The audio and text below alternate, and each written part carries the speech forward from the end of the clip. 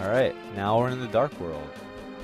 So, not much has changed. The map overall is still exactly the same. So the map, as far as layout, looks the same, besides, the water looking different, the enemies being different. Some parts are blocked off and you have to go around, or some parts are just like inaccessible. But for the most part, it's the same world. You'll notice some of the same physical features, and part of the terrain will be the same, just maybe a different color, or the trees look different. So right now I'm going to the first dungeon. Well, not there, but this is the area that we met the village elder and we got the boots, except now it looks like this in the Dark World. So I have to navigate through everything a little bit differently. And we have some interesting new enemies. Those little buggers hop around. For this part, you can kind of see where you're going. If you look, there's like little holes that indicate where Link can walk and where you can't walk. So when you finally go the right way, you leave with a monkey. I'm Kiki the monkey. Can you spare me 10 rupees? So you want to give him the rupees because it's the only way you can enter the dungeon. So before you come here, make sure you have $110. Because it's 10 for having him follow you, and then 100. Yeah, if you give me 100 rupees, I can get you in. So he comes up here looking for the switch, and then he presses it for you for 100 bucks. There's no way you can do it on your own, so asshole. So you need him. So now we start the first dungeon of the Dark World, and there are 7 of these, not including Ganon's castle. So this is the first room I go to pick up a small key, and then I warp back out. Now, usually this dungeon, during my first couple of playthroughs, took me a long time because there's so many different places to go, and like, if you just wander about like the dungeon, you'll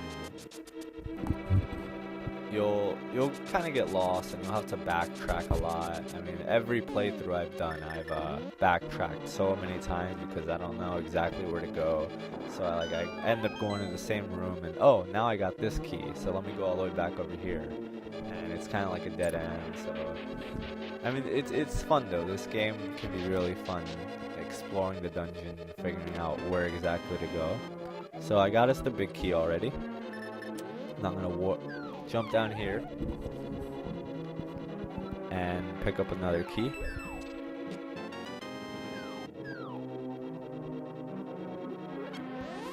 And never mind that. I'm just gonna warp back to the beginning.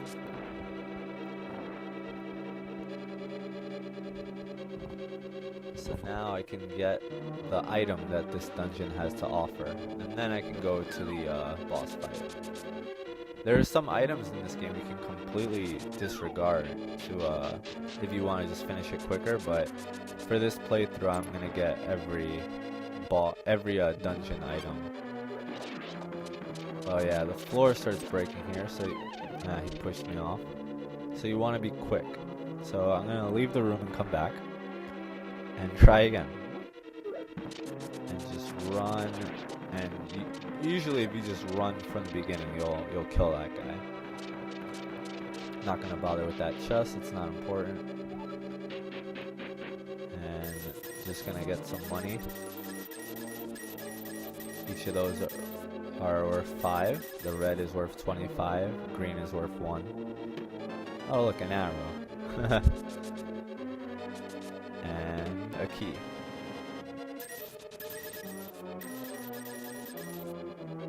And that's good enough for now.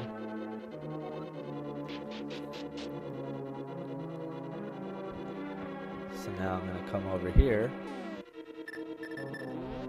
and try to get the big chest. You need the item in order to beat the boss of this dungeon. So, like I said, some items you can disregard completely, but others you need in order to beat the game.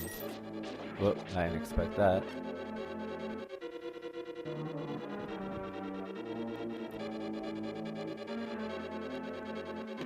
Some bombs. And the cool thing about this game is that usually they'll give you what you need for a certain situation. So like, in the event that I ran out of bombs and I started this dungeon, well, right now I'm going to need bombs to blow a hole in the wall. So they were nice enough to give me a chest, you know, full of bombs, just in case. But later on, they're not as generous, so hurry up. Alright. Now, I get the magic hammer. Yeah, it's called the magic hammer. So the magic hammer, usually there's going to be, well, later on, there's going to be little spokes in your way, or like things sticking out of the ground, and you can just smash them with the magic hammer. It also one-shots those guys. Those little turtle things I can't kill unless I flip over. So with the magic hammer, if you slam on the floor, they'll flip right over, and then you can swing at their belly. Well, I need to flip that switch. There we go.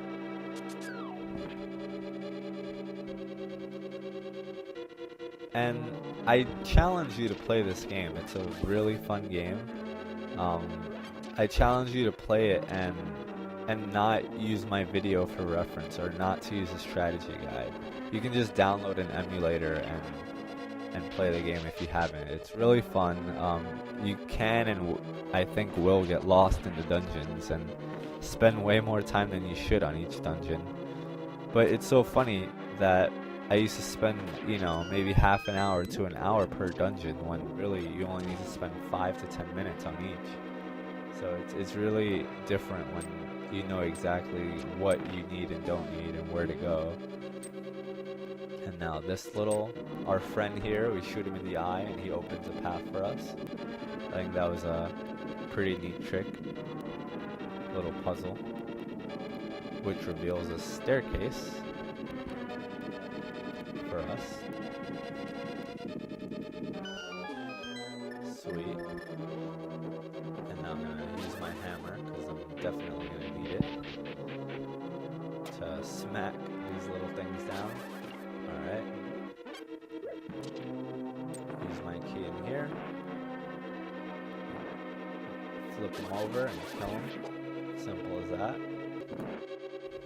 Now this room, full of these turtle fucks, and they're annoying because when you flip one over, you flip the other ones back with the hammer. So it's like, you have to really take your time. But they don't have a hurt box when you flip them over, so you can like run into them and touch them and they won't hurt you. But when they're right side up, you can't even hurt them. So it can be kind of tricky. Push this down.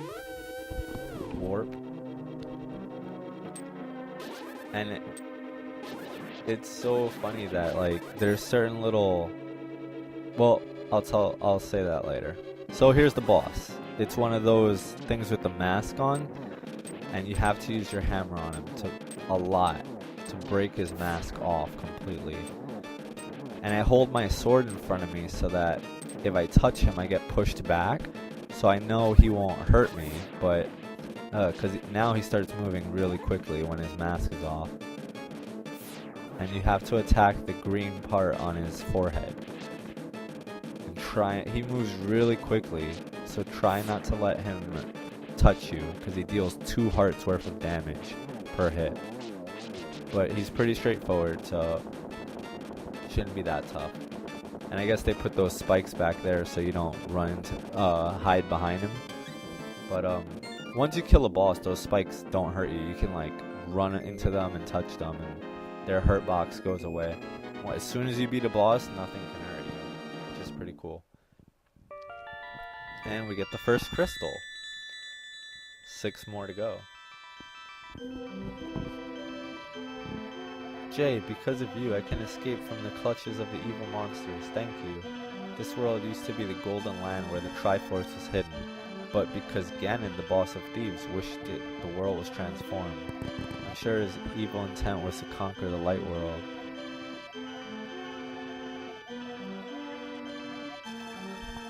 So basically, if the 7 maidens come together, they can open the door to Ganon's castle, and then you can go and stop him and fight him. Schlink. Easy enough, right?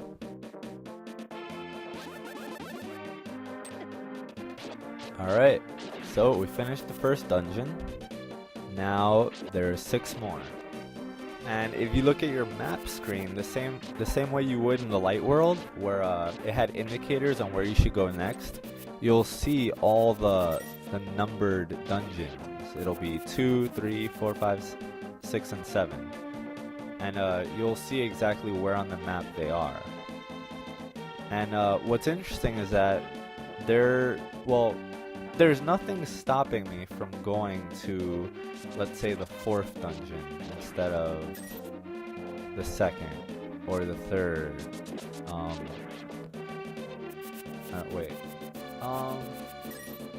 Actually, there is an item you need before going to the 3rd that you get on the 2nd, so that does stop you. But there's some dungeons that you don't need to do in the correct order, which I find interesting. It's just that it'll be more difficult because you get a heart container for beating each boss. So let's say I go to the 6th dungeon, all the enemies and the traps are going to do way more damage. And by that point I should have like, let me see how many, 1, 2, 3, 4, 5, 6, 7, 8. I don't know, I'd say about 12 hearts instead of 8. Or 13 hearts instead of 8 or 7. So, you can take your pick, but if it's your first time, I'd recommend doing everything in the correct order. And you can see what that order is by going to your map, and it gives you hints on where you should go. So right now, I'm going to get a special item. One of my favorite items in the game.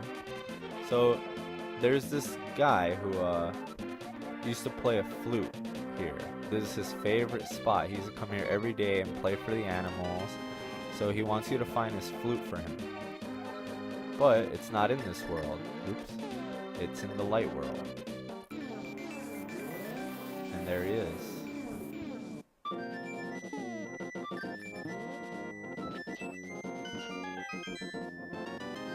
And you got the flute. It surely has some mystical power.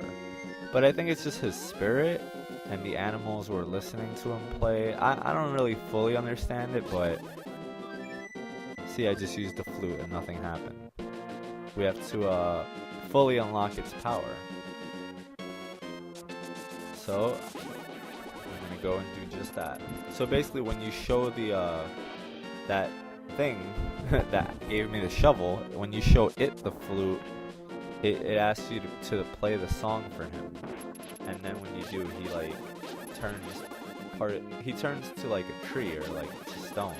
He's like, oh, thank you, I can like fully rest now that I've heard the song one last time. So that's just a little side quest for you if you want to actually do everything in the whole game, which I will once I beat it. So you come here and you play the flute and you play the special song.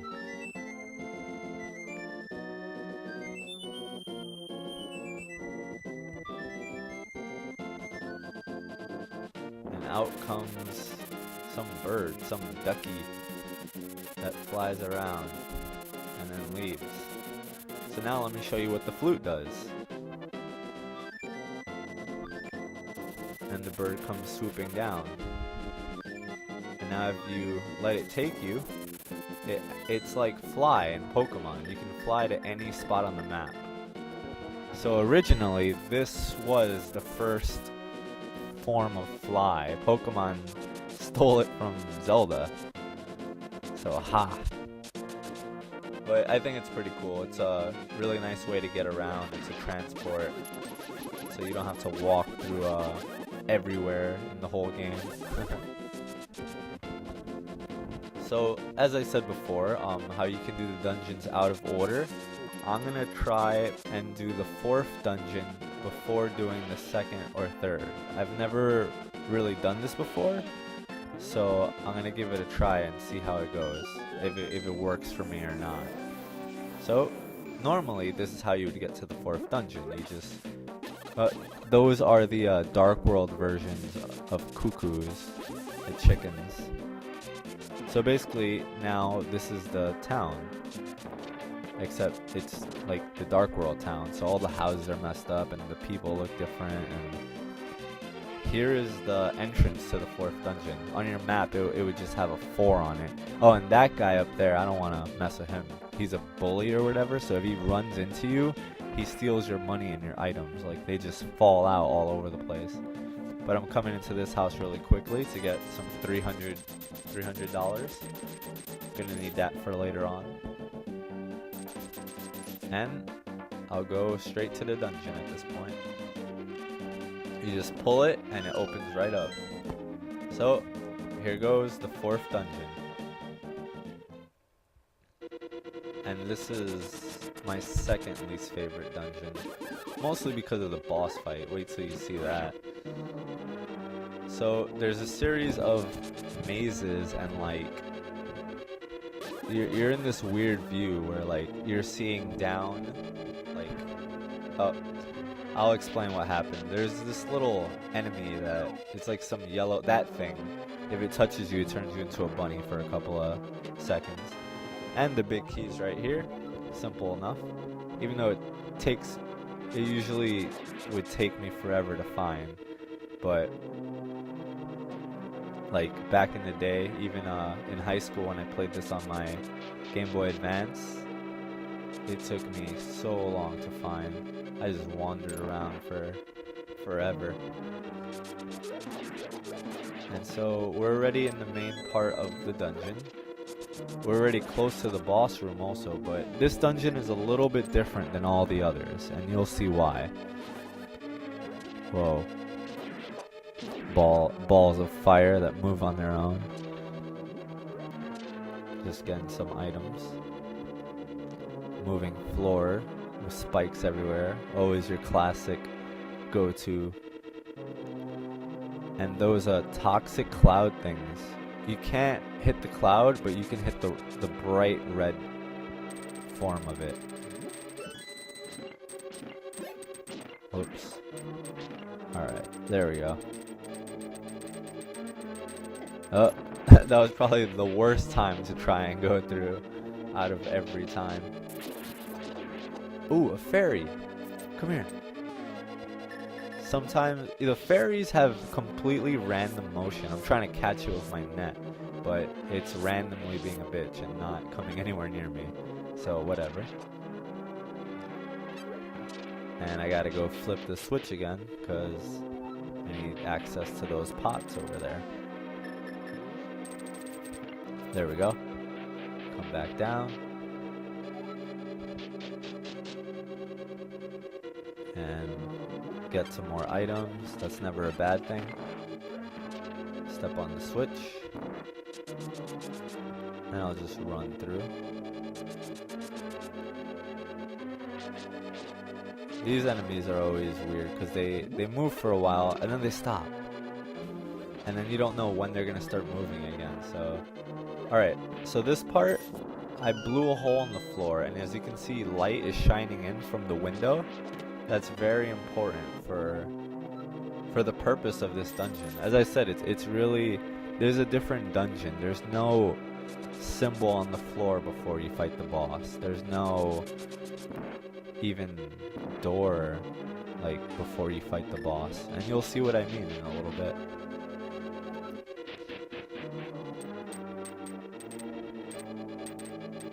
Alright, simple enough, easy does it. Come right over here.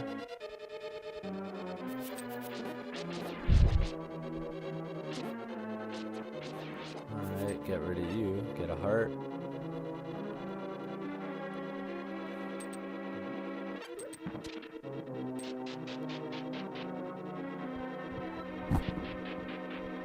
So now I come down here.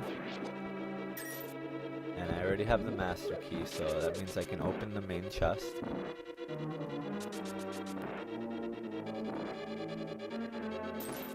And you don't need keys to open these doors, you can just walk through them. Oh, thank you very much. Please take me outside.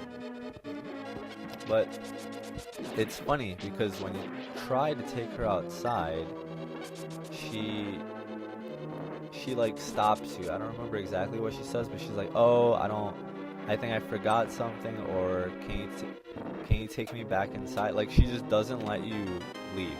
Okay, so this is a Titan's mitt. Remember how we got something that lets us lift up white stones? Well, now this one allows us to lift up black stones. So now there is nothing in the game for us that is too heavy to lift up, which opens up a lot of doors for us where we want to go, because the game limits the player by putting some of those barricades for them. So she wants to go outside. Oh, the red ones throw bones after they jump. So right now I'm just fishing for a heart, because this is a really tough boss fight. Hardest in the game in my opinion. And no heart, they're gonna be assholes. So that's fine. So since she doesn't let you take her outside, this is where the light is shining in from up top. Yeah, too bright! And she turns into this monster that shoots lasers at you randomly. When her head stops moving for a split second, that's where she's gonna shoot a laser beam at. So now you hit it enough and the head falls off, but then another head grows right back with the same properties. Shoots lasers randomly, shoots those energy beams in every which direction. And this is why it's the 4th dungeon, because normally I'd have 12 hearts instead of 8, or I might have 13 hearts, sorry. And it's really difficult with such a small amount of hearts, but I clinch it just barely. And that adds another heart to our lineup. We get the 4th crystal.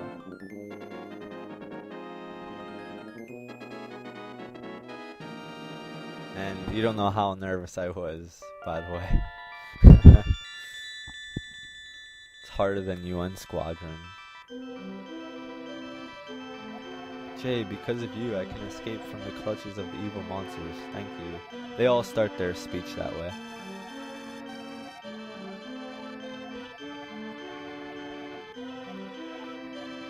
You are perhaps the last one to carry the bloodline of the knights. It is ironic that in the last one in the line has the potential to become the hero. May the way of the hero lead you to the Triforce. Love it.